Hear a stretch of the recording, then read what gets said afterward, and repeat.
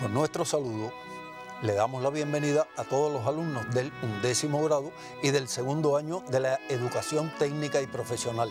También le damos nuestro saludo a los familiares que puedan estar acompañándonos y aún a aquellas personas que sin estar en el rigor académico de la escuela siguen estos programas, este esfuerzo de la televisión educativa para que llegue a todos estos programas, y para esas personas cuyo objeto no es examinar, sino profundizar su cultura, actualizarla, etcétera, también siguen estos programas. Les informo que además todas las llamadas, la respuesta a las encuestas, los correos que nos han llegado están siendo estudiados y oportunamente se le darán respuesta a todas las sugerencias que ustedes han hecho. Hoy vamos a continuar con nuestro tema, el tema de la lírica hispanoamericana contemporánea. Y como es natural, vamos a comenzar revisando una primera tarea que habíamos dejado en la clase anterior, que consistía en lo siguiente: siguiendo el mapa.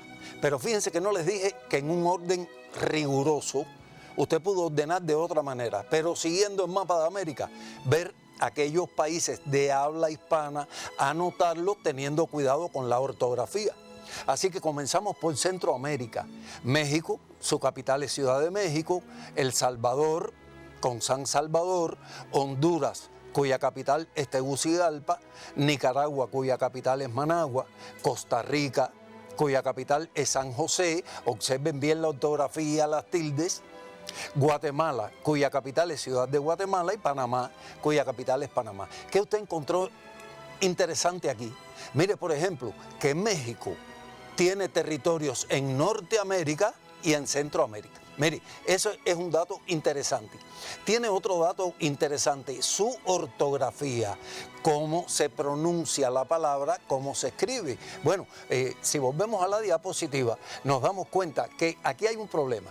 Los mexicas son uno de los grupos que formaron esto que después se llamó cultura azteca, una cultura elevadísima, pero la lengua española llevó la ortografía y el alfabeto latino, y por tanto los españoles intentaron, de lo que oían que hablaban los aborígenes, fíjense, sobre todo los sacerdotes, que son los más cultos, pues ponerle, de acuerdo con la sonoridad, escribir la palabra. Por tanto, México se pronuncia con J, pero se escribe con X, porque esa era la forma de hablar de los aztecas. Bueno, si usted quiere saber cómo hablaban los aztecas, intente pronunciar la palabra chocolate sin las vocales, porque este fue uno de los aportes de la cultura. Algunos, el maíz, el tamal, todo eso lo conocieron los españoles en América Latina. Y fíjese que uno encuentra cuestiones interesantes en algo que todo el mundo debe dominar: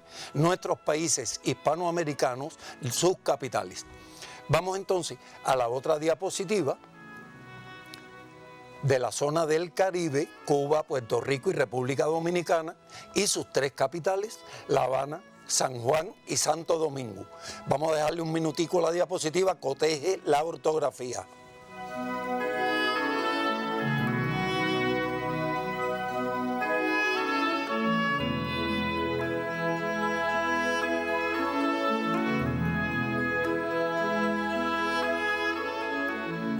Vamos a ver entonces, fíjese que en el Caribe hay muchas islitas de otras lenguas, francófonas, anglófonas, pero en español estas que mencionamos aquí. Ahora vamos a ver en Sudamérica, pues tenemos, observe bien la ortografía, recuérdelo: Venezuela, cuya capital es Caracas; Colombia, Bogotá; Ecuador, Quito; Perú tiene a Lima como capital; y Bolivia tiene algo interesante: es un país con dos capitales, Sucre y La Paz. Tenemos a Uruguay, Paraguay, Argentina y Chile, con sus capitales Montevideo, Asunción, Buenos Aires y Santiago de Chile. Fíjese, esta tarea, aunque parezca, no es de geografía ni es de historia. Tiene que ver con la ortografía, con la acentuación, pero todo latinoamericano tiene que conocer nuestro territorio. Y además hay algo interesante: en estos países de habla hispana, las vanguardias que tuvieron su auge en Europa tuvieron también una representación importante. Y recuerde que las vanguardias artísticas son arte por deformación. Vamos a recordar en esta diapositiva algo que ya vimos en la anterior. Este es un detalle del Guernica. Mírelo bien ahí. La mujer de uno de los extremos. Ahora, obsérvela bien. Arte por deformación. El Guernica es un alegato contra la guerra. ¿Qué puede haberle ocurrido a esta mujer que aparece aquí? Mire cómo está enmarcada. ¿Dónde debía estar a las 4:30 de la tarde? En la cocina, cocinando la comidita para cuando viniera el esposo, los hijos, que seguramente trabajaban en la mina, porque Guernica era una ciudad minera, una pequeña ciudad, casi un pueblo, pero minero, donde no existían fuerzas militares y donde la aviación alemana, en apoyo del fascismo, bombardearon a las 4 y tanto de la tarde. Ahora, observe bien el rostro de esta mujer. Fíjese, llora, grita desesperada, clama. Usted ve esto en la deformación. Está observando los ojos, ¿verdad? Cuando usted pinta ojos, los pinta en forma almendrada. ¿Qué forma tienen estos ojos? Tienen forma de gotas. ¿Cuál es el mensaje? Llora. Pero además en Picasso es constante el doble perfil. Si usted ve una persona de perfil, ve un solo ojo. Picasso pinta los dos en el mismo plano. Ese doble perfil que anuncia algo. Ya sabemos que esta mujer clama, que grita, que llora. Veamos la del otro extremo. ¿Por qué? ¿Qué hace esta mujer? Obsérvela bien. Fíjese, esta mujer, ¿por qué llora? Veamos que tiene en los brazos a su pequeño bebé muerto.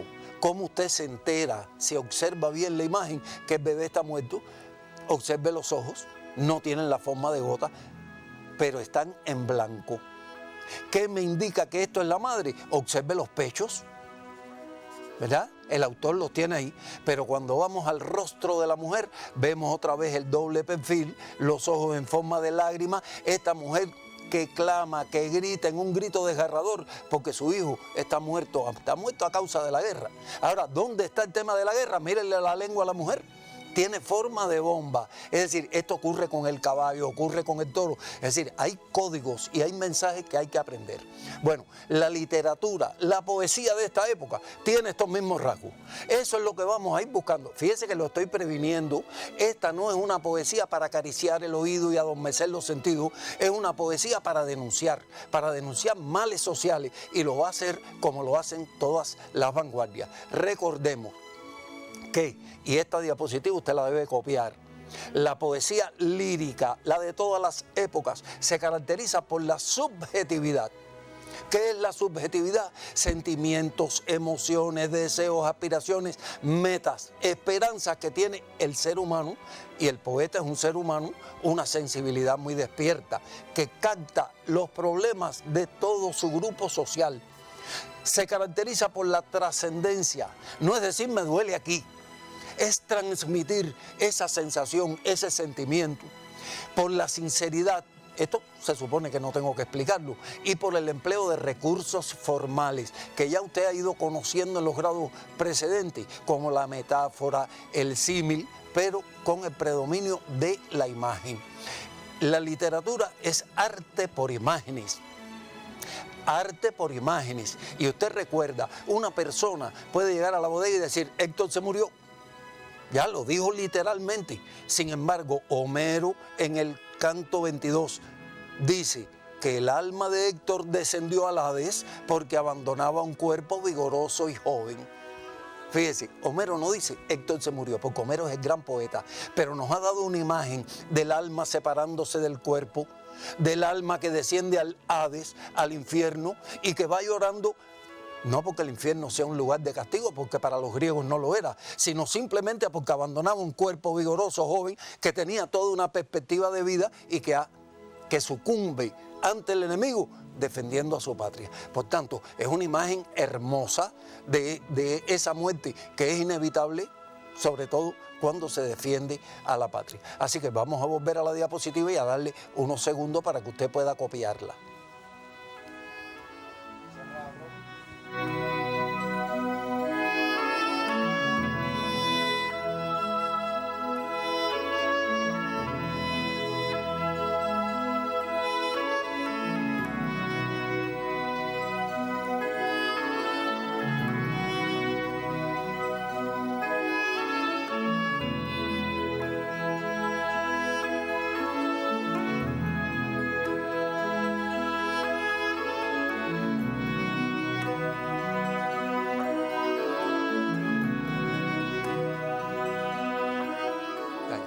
Vamos.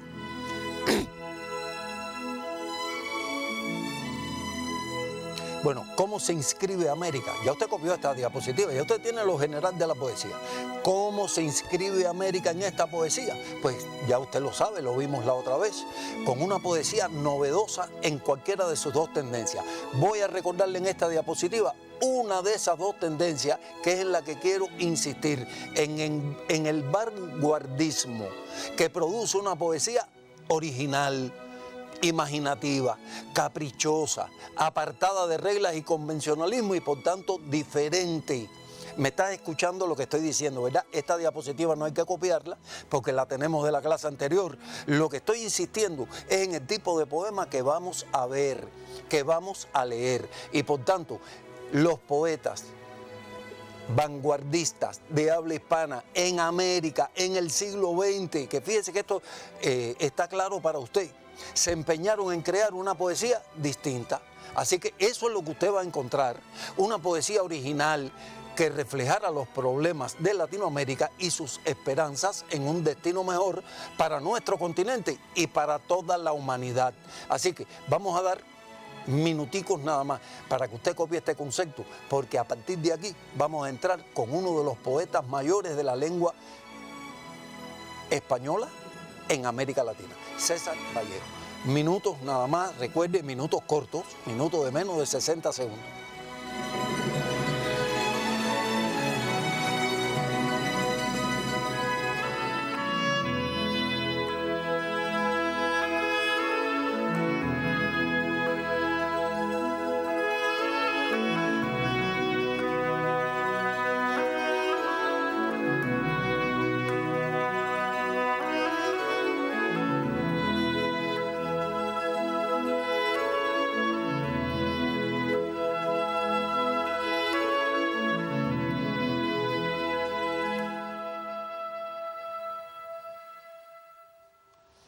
Bueno, si ya usted pudo copiar esto, que recuerde que ahí la insistencia es en nuestros poetas latinoamericanos insertándose con una poesía completamente original, diferente de todo lo que usted ha visto hasta ahora. Ahora, en la tarea anterior también habíamos dejado buscar la nota biográfica de César Vallejo, resumir la nota biográfica. Miren, aquí les estoy mostrando un montaje de una foto de Vallejo ya en París.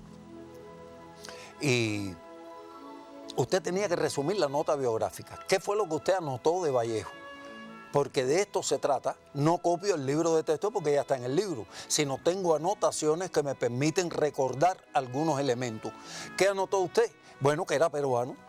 ¿Qué significa ser peruano, latinoamericano en el siglo XX en América? Ser discriminado, ser de la última categoría, porque estamos en los países más pobres que han sido víctimas de los grandes imperialismos. Y fíjense que no digo solo uno, porque está el norteamericano, el inglés, el francés, con todas sus empresas, que lo único que querían era saquear a nuestro continente después que lograron su liberación de España. Mestizo. Mire, ¿qué significa ser mestizo? Vallejo era muy simétrico. Los dos padres abuelos blancos, sacerdotes, las dos abuelas indias, miren, de padre y de madre, y por tanto ser un mestizo significaba ser, aún en nuestros países empobrecidos, ser discriminado. El Cholo Vallejo, le decían despectivamente. Fuerte formación religiosa, claro, si los dos abuelos son sacerdotes, hay una presencia de la religión católica fuerte. Y fíjese que no estamos hablando del tema religioso, sino de la formación cultural que tiene Vallejo, porque esto va a aparecer también de alguna manera en su poesía. Tenemos ahí, era hijo de una familia numerosa, 11 hermanos, y él era el más chiquito, el Chulca, como se dice en quechua, para el más chiquito, el Benjamín de la familia, y por tanto estuvo siempre en medio de un fuerte amor filial, por tanto una familia muy cohesionada. En primer lugar la madre, el padre con todos los cuidados que le corresponden al padre, pero la madre haciendo la comidita, la golosina, dando la pastilla, el cardito cuando hay fiebre, cuando hay catarro. Las hermanas mayores que él se lo disputaban para cuidarlo, para cargarlo. Eran de clase media, el padre era abogado, gobernador de un territorio, pero por las luchas políticas, los partidos políticos de las clases más poderosas, pues perdieron esta condición y la familia viene a menos económicamente.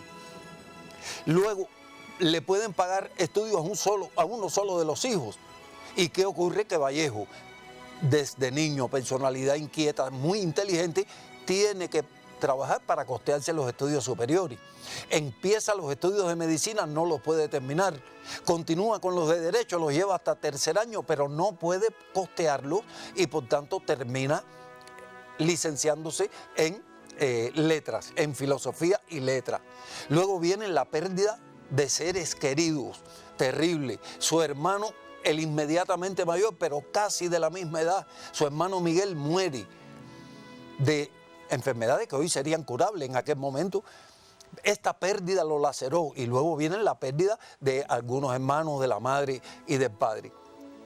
Guardó prisión por 3 meses junto a un hermano acusado de todo lo más absurdo, precisamente por esa venganza política entre uno y el otro. Pero si en los 3 meses que estuvo preso se condolía del indio, ahora aprendió, conoció de primera mano las grandes miserias y las grandes injusticias humanas que no eran solo con el indio, que eran con el obrero, que eran con el campesino y que eran con todos los demás. Por tanto, esto marca su vida. A mí no me importa lo que él hacía cuando era niño, si empinaba papalote o la talla de zapatos que usaba. Lo interesante aquí están estos datos, porque eso me van a ayudar a comprender su poesía.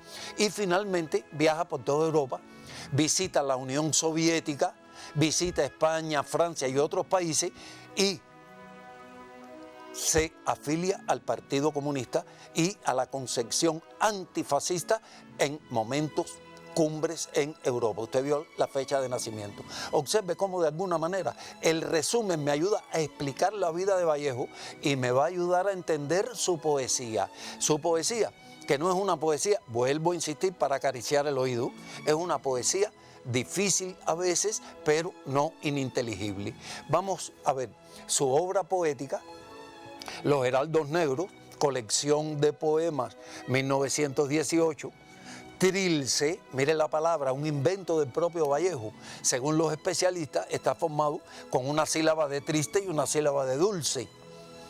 Poemario donde ya se muestra como un poeta vanguardista pleno, escribe artículos, ensayos, piezas teatrales, escribe España aparta de mí este cáliz y poemas humanos que fueron publicados después de su muerte en 1939. Fíjese cómo el penúltimo poemario está relacionado con la Guerra Civil Española y con esa actitud que asumió militante frente a las fuerzas y al avance del fascismo. Unos segundos para que copien la obra de Vallejo.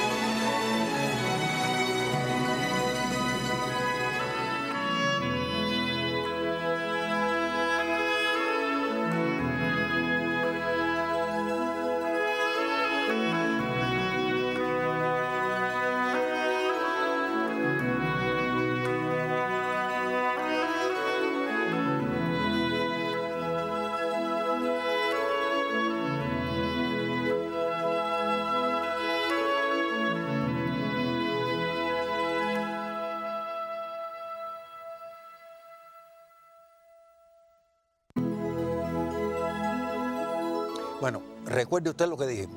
Ya usted tiene ahí toda su obra, porque a medida que vayamos leyendo vamos a ir ubicando alguna de estas obras, que es interesante. Y debe recordar que Vallejo debe quebrar la sintaxis, debe violentar los tiempos verbales. Bueno, eso vamos a ver en un fragmento que les voy a mostrar, que no tiene que copiarlo, está en su libro de texto, en la página 65, en el libro de español 12. De todas maneras, yo lo estoy poniendo aquí y vamos a ver este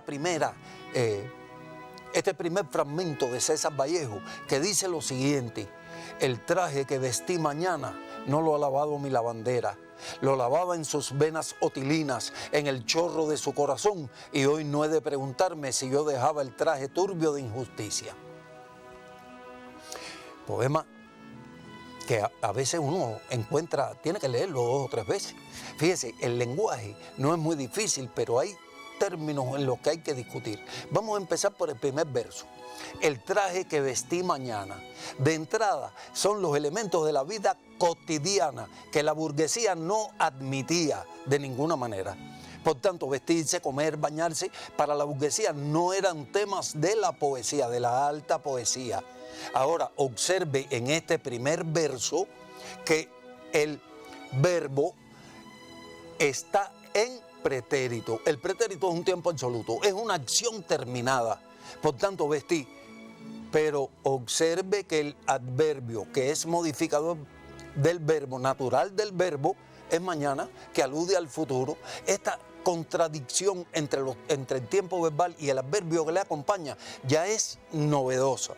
Y dice en el segundo verso, no lo ha lavado mi lavandera.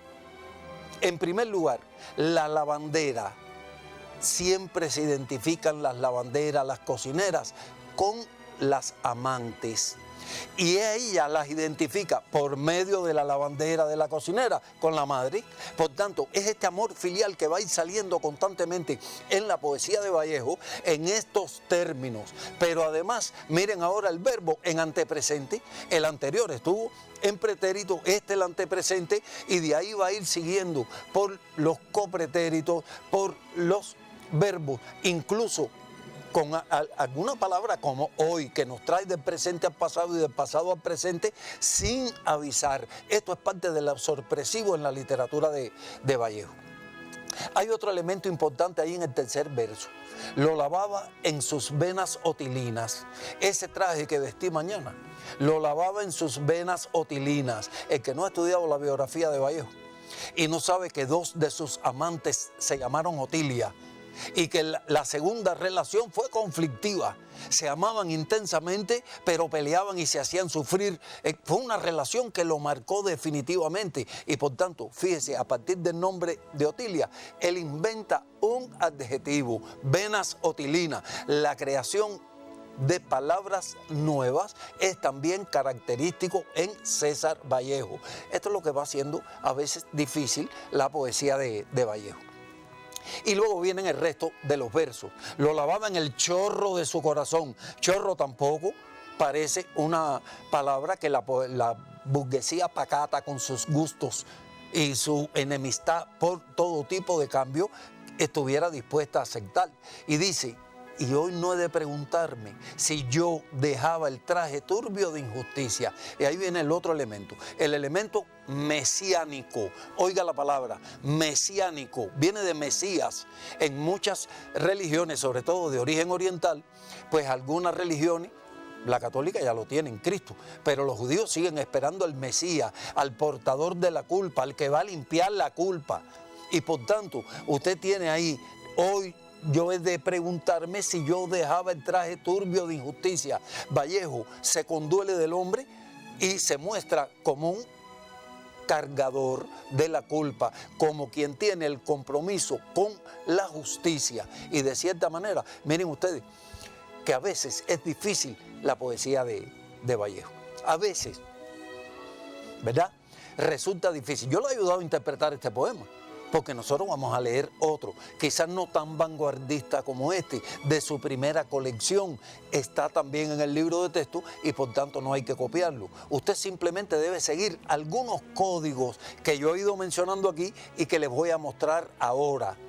En Vallejo, que es frecuente la intensidad lírica, porque fíjese, usted podrá entender o no entender el poema, pero en ese poema hay una intensidad, hay un compromiso, incluso hasta con esa venas otilinas, esa relación con la mujer. La presencia de los elementos de la vida cotidiana que no parecían elementos adecuados para la finalidad estética del arte.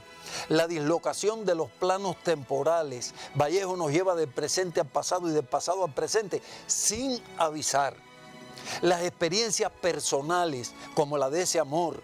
Pero Vallejo nunca dejó de ser el niño y por tanto a veces emplea los neologismos, tiene ese sentido mesiánico de la culpa, pero tiene las alteraciones ortográficas y sintácticas. Cuando le conviene elimina las preposiciones o los signos de puntuación y parece que está balbuceando. ¿Quiénes hablan así? Los niños que no dominan todavía el idioma. ¿Quiénes hablan así? El indio a quien le han impuesto un idioma que no es el suyo y que lo han obligado a aprenderlo.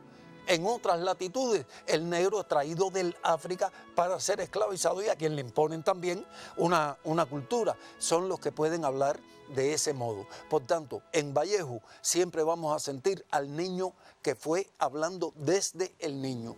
Y por último, otros códigos de Vallejo en su poesía que usted lo puede encontrar y sorprenderse y decir, hay un error en este no ser, que forma una sola palabra y que es la forma en que Vallejo expresa la concepción de que el hombre no es, que dejó de ser. Mira a ver si usted se puede concebir sin existir.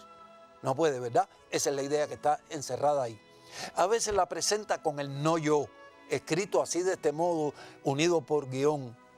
Tiene el motivo de las lindes. Las lindes es el límite, es el final, es el término. Y tiene además este otro método que son los diciembres y los eneros. Los diciembres, mire usted, el último mes del año, el primer mes del año, el principio y el fin. Dice Vallejo en uno de esos poemas, que no me vaya sin dejar diciembres, sin llevar eneros. Es la idea de que llegamos a un final, todos tenemos que llegar a un final, pero se supone que debemos haber hecho algo útil para toda la humanidad. Unos segunditos para que puedan terminar de copiar la diapositiva, porque vamos a entrar entonces en un poema de otro tipo.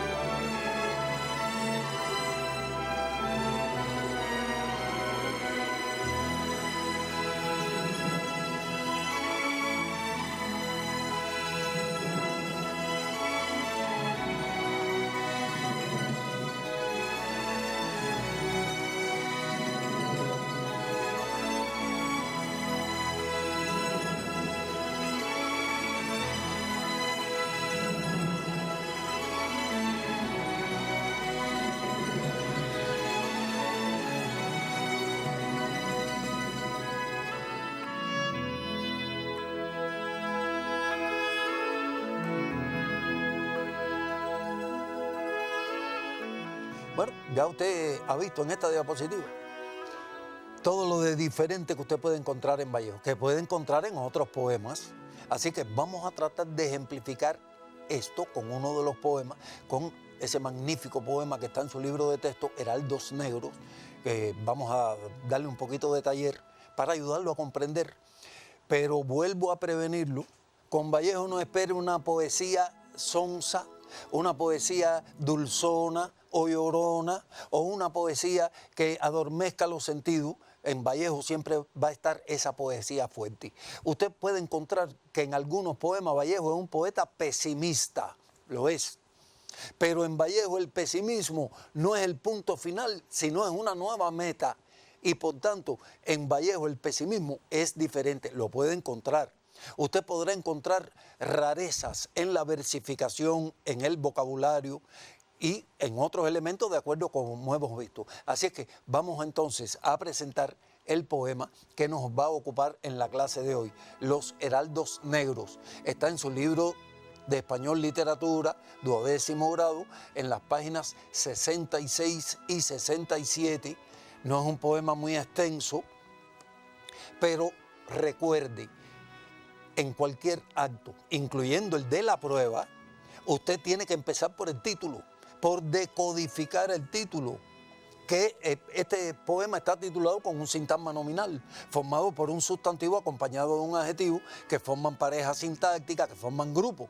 Ahora observe qué es heraldos, qué significa heraldo. Heraldo era en la Edad Media el que estaba a la puerta de los castillos o a la puerta de los salones y anunciaba la llegada de otros caballeros de la nobleza. Incluso desarrolló un lenguaje, el lenguaje heráldico. Usted lo puede buscar en cualquiera de las enciclopedias y enterarse, ¿verdad? En Rubén Darío ya usted había visto la palabra azur, terminado en R, pero es que en el código del lenguaje heráldico, azur es azul, gules es rojo, y ellos iban describiendo a cada caballero por los colores que traían en sus armas, en sus escudos. Pero este heraldo tiene un adjetivo, está acompañado de un adjetivo, del adjetivo negro. Y en la cultura, en nuestra cultura de carácter occidental, el negro se asocia a la tristeza, al luto, a la noche, a lo oscuro, diferente de la cultura occidental, asiática, donde el blanco es el color del luto, del dolor y de la tristeza. Así es que vamos a ver qué dice un poema que se titula Heraldos Negros. Recordando esto, heraldos es el que anuncia. Veamos, lo vamos a ver por estrofas. Hay golpes en la vida tan fuertes, yo no sé. Golpes como del odio de Dios, como si ante ellos la resaca de todo lo sufrido se emposara en el alma. Yo no sé. Son pocos, pero son. Abren zanjas oscuras en el rostro más fiero y en el lomo más fuerte. Serán tal vez los potros de bárbaros Atilas o los heraldos negros que nos manda la muerte. Son las caídas hondas de los cristos del alma, de alguna fe adorable que el destino blasfema. Esos golpes son las crepitaciones de algún pan que en la puerta del horno se nos quema. Y el hombre, pobre, vuelve los ojos como cuando por sobre el hombro nos llama una palmada. Vuelve los ojos locos y todo lo vivido se emposa como charco de culpa en la mirada. Hay golpes en la vida tan fuertes, yo no sé. Bien, ¿qué impresión le ha causado este poema? ¿Cree usted que ahí está presente la intensidad lírica?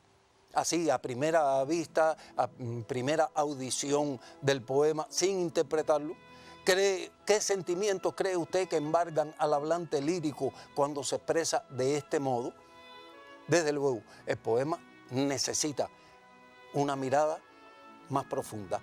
Necesitamos leer entre líneas, necesitamos decodificar ese vocabulario. Mire, esto usted lo tiene que hacer en todas las asignaturas, en historia, en matemática, en física, en toda la ciencia, usted va decodificando el vocabulario. Pero recuerde que el lenguaje de la literatura, a diferencia del de la ciencia, el de la ciencia es exacto. El de la literatura se permite los tropos, el lenguaje tropológico, el lenguaje traslaticio, la metáfora, el símil, las imágenes. Esas imágenes que, bueno, en Vallejo son terribles. Vamos a ver, terribles desde el punto de vista estético, porque nos sorprenden y luego nos causan una impresión. Así que hay golpes en la vida tan fuertes, yo no sé. Vamos a empezar por algo. Golpes. ¿Cómo usted dimensiona la palabra golpe? ¿Qué cosa es golpe? Golpe es esto. El choque de dos cuerpos sólidos. ¿Es de esto de lo que habla Vallejo? ¿Es de este golpe físico del que habla Vallejo? ¿O está hablando de algo más? ¿Qué pueden ser estos golpes? Mire, la pérdida de un ser querido, de un ser allegado. Y a veces, mire, el concepto de familia cubana, nosotros tenemos un anciano, aunque tenga 103 años, le queremos estar dando el caldo y la pastillita y conservarlo porque los cubanos somos así, tenemos este concepto de familia. Cuando lo perdemos, nos llenamos de tristeza profunda, pero si esto, en lugar de ser un anciano, es un niño, entonces el dolor es inconmensurable, porque simplemente este niño no ha gastado su vida todavía. Por tanto, esos pueden ser los golpes de la vida. ¿Qué otro golpe puede ser este del que Vallejo habla? La pérdida de la libertad. O ver a su país dominado por el extranjero. O ver cómo se saquean las riquezas nacionales por el extranjero. Por tanto, Vallejo sabe de lo que está hablando, porque Vallejo ha sufrido la discriminación en carne propia por ser hijo de indio y de español, ser un mestizo en nuestra tierra, por ser casi un extranjero en su propio país. Y luego viene ese recurso que ya usted conoce, los puntos suspensivos, que se denominan reticencia. Significa que hay algo que no se dice y que usted tiene que imaginar. El que está hablando, el hablante lírico, dice que hay golpes en la vida tan fuertes y se queda como sin aliento, sin poder explicarlo. Y por tanto, la frase final, yo no sé. Es decir, sepa usted, trate usted de dimensionarlo. Dice que golpes como del odio de Dios. Golpes, fíjense que no dice del odio de Dios. Tiene este relator el adverbio de modo como ahí, como del odio de Dios, porque indudablemente, según la definición de la Biblia, Dios es amor. Y Dios, con esa capacidad de amar y con ese poder, creó los cielos, la tierra y todo lo demás. Bien, esa es la historia bíblica. Pero Vallejo, que tiene una fuerte formación religiosa y que lo conoce, dice que esos golpes son, si Dios con esa capacidad de amar creó todo esto, ¿cómo sería si fuera capaz de odiar? ¿Cómo serían esos golpes? Fíjense que él trata por medio de imágenes, darnos la dimensión de esos golpes, como si ante ellos la resaca de todo lo sufrido se emposara en el alma. Ahí parece que no hay ninguna palabra difícil, pero fíjense que resaca es lo que resta, lo que queda, en un sentido. En otro sentido es lo que queda flotando en el mar y que va arrastrando y amontona en la costa. Es decir, lo que sobra, lo que no es necesario. Pero Vallejo dice, la resaca de todo lo sufrido, es decir, de lo malo, lo peor aún, como si la resaca de todo lo sufrido se emposara en el alma. Como si eso se emposara, ese es un dolor que no cesa, que no pasa. Y entonces tiene el término emposara, fíjese, viene de pozo. ¿Y con qué usted asocia a pozo? Con lo profundo, con la oscuridad, con lo tétrico, con lo peligroso. Usted puede asociarlo a todo esto. Es decir, que esos males quedan lacerando el alma y vuelve la reticencia y vuelve, yo no sé, como reiteración, como una reiteración que fíjese que no es una repetición viciosa. En la siguiente estrofa dice, son pocos, pero son. Oiga la frase, son pocos, pero son pocos. Estamos en presencia de una oración compuesta, de una oración que fíjese los enlaces que tiene. Están enlazadas por pero. Por tanto, compuesta por coordinación adversativa. Cuando usted ve un signo de puntuación y la conjunción, el enlace de la conjunción es más evolucionado, es el que vale.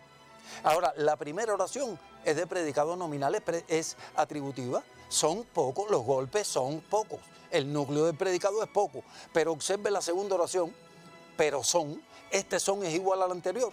O este son es equivalente a existen. Son pocos.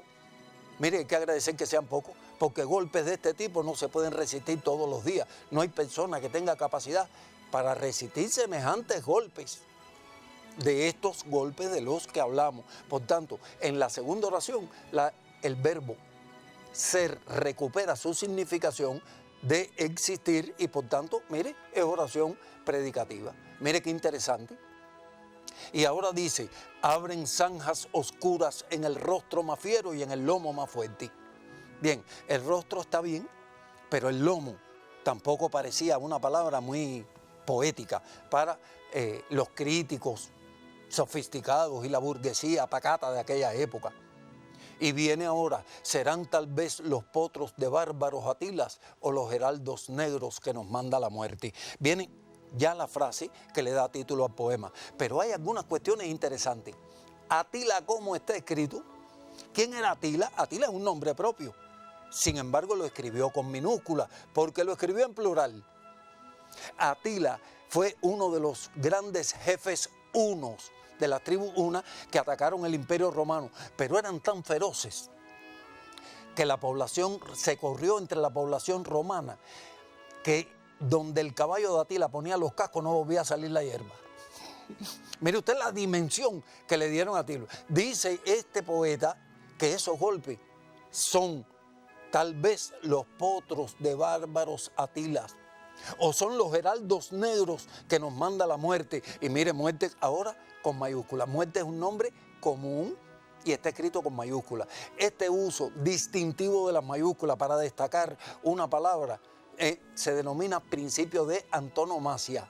Fíjese, yo no le aconsejo que usted lo haga en una prueba porque le van a descontar el punto. Los nombres propios se escriben con mayúsculas, siempre, en la posición en que estén. Pero cuando usted ve este juego con las mayúsculas en un poema, sospeche y vuelva a leer y vuelva a ver la dimensión que tiene la palabra que está destacada o no con la mayúscula. Vamos a ver en la siguiente estrofa que dice, son las caídas hondas de los Cristos del alma. Cristo en plural, de los Cristos del alma, de alguna fe adorable que el destino blasfema, algo en lo que se creía intensamente y que de pronto no tenemos, que de pronto se nos va de las manos, que se nos escapa, alguna fe que teníamos y que de pronto nos revelan que no era cierta, que era falsa. Por tanto, esto es una generalidad. Recuerde que Vallejo tiene una fuerte formación religiosa, católica, a la que no renuncia, a pesar de haber militado en el Partido Comunista, pero él está asociando todo aquello que es su cultura en este texto. Una fe adorable que el destino blasfema, que el destino se encargó de decirnos que no es, que no podía ser. Y mire, destino también con mayúscula.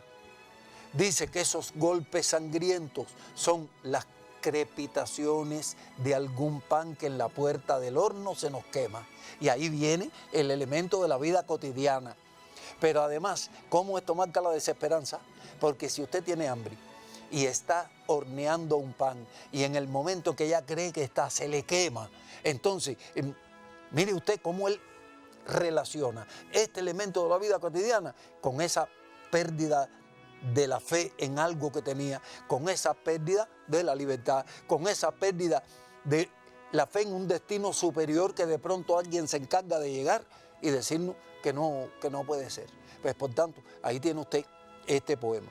Y llegamos entonces a la estrofa final. En medio de todo esto, y el hombre, pobre, mírelo cómo está escrito. Dos reticencias, hay un pobre y hay un pobre. Hay un pobre y hay un pobre. Mire, pobre es un adjetivo que puede costar trabajo, incluso colocar. Recuerde que si usted escribe el adjetivo pobre delante de un sustantivo puede significar otra cosa que si lo escribe detrás. No es lo mismo decir un pobre hombre que un hombre pobre. Así que un hombre pobre, ¿qué significa?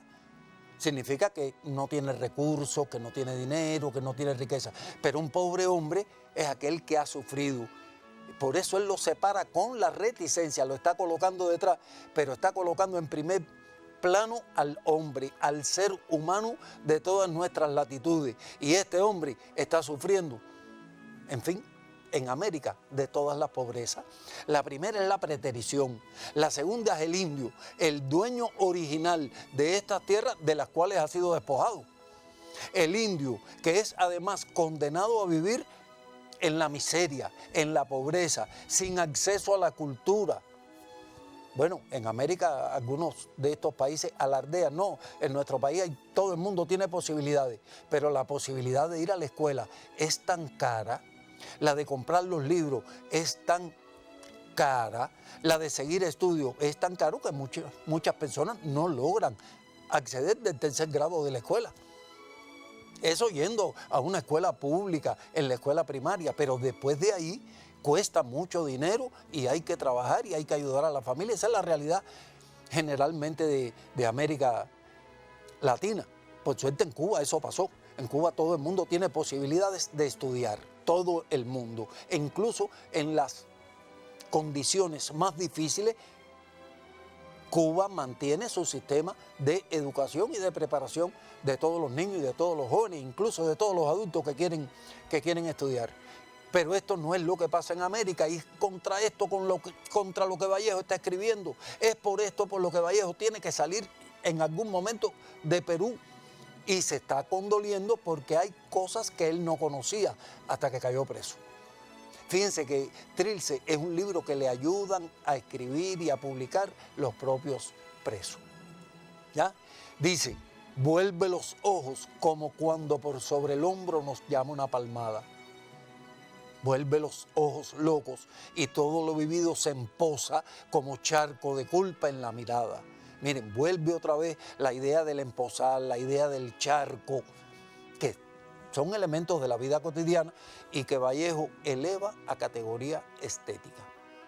Que eleva a categoría estética. Por tanto, en César Vallejo hay que tener cuidado, hay que leer muy dedicadamente la obra, hay que empezar a leerla verso por verso, estrofa por estrofa, hasta que uno logra comprender profundamente qué siente, qué problemas tiene, a quién está aludiendo, a quién está defendiendo. Entonces, vamos a ver que, primero, Vallejo es un poeta muy original. Vallejo es un poeta que renovó la métrica, renovó el lenguaje, enseñó formas nuevas de hacer y empleó frases, metáforas que todavía están en uso. Vallejo todavía, fíjense que estos son daticos que usted puede ir anotando en su cuaderno en la misma medida en que voy hablando de esto. Y por tanto, no piense que ya terminamos aquí. Este no es el único poema que hay en el libro. Usted debe revisar la selección y fíjese, antes de decir no me gusta la poesía de Vallejo, usted tiene que entenderla.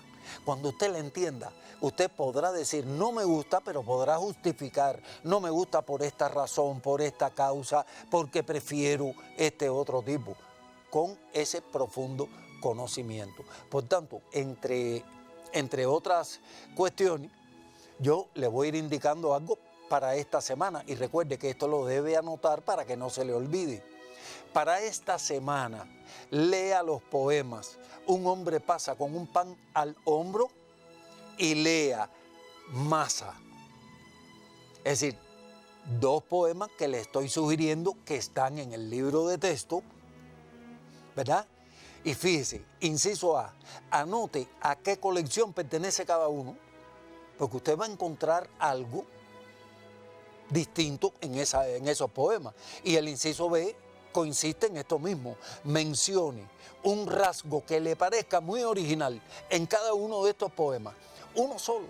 Es decir, no quiero que usted haga toda una disección de los poemas. Bueno, usted podría hacerlo. Si está con la familia, pueden leer el poema y pueden discutir y pueden analizar y buscar palabras en el diccionario y comprender profundamente.